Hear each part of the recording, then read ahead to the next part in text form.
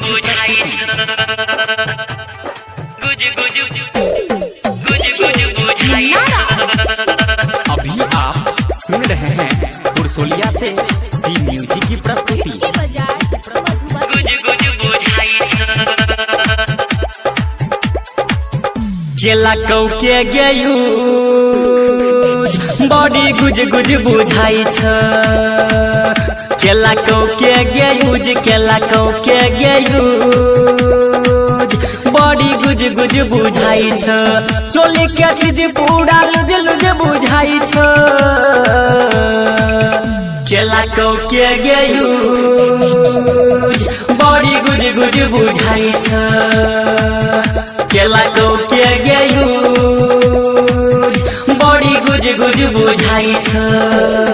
गुज गुज बुझाई गुज गुज गुज गुज बुझाई। अभी आप सुन रहे हैं पुरसोलिया से सी म्यूजिक की प्रस्तुति। तोहर 16 के छेलौ जवानी गे जान के करा से तू जाके करे लही ने मान।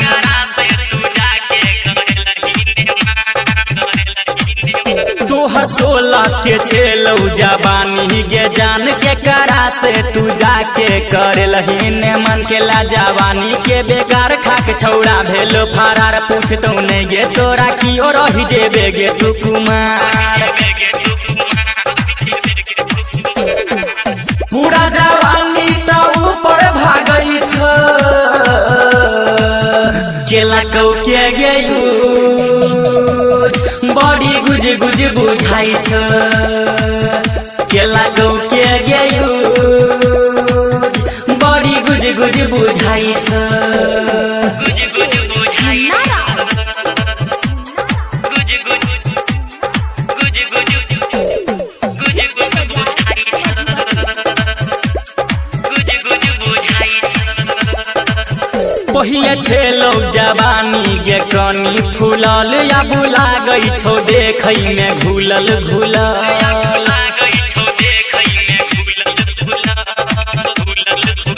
पहिले छेलौ जवानी गे कनी फूलल या बुला गई छौ देखई में घुलल घुलल। माथ पीटे छौ सब छौड़ा कहन के ललको गे तोरा। हमरा त लाग्या 1 2 3 10 गो केलको गे तोरा।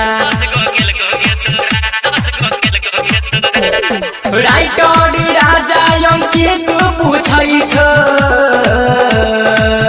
केला कौ के गेयूज बॉडी गुज गुज लागई छ।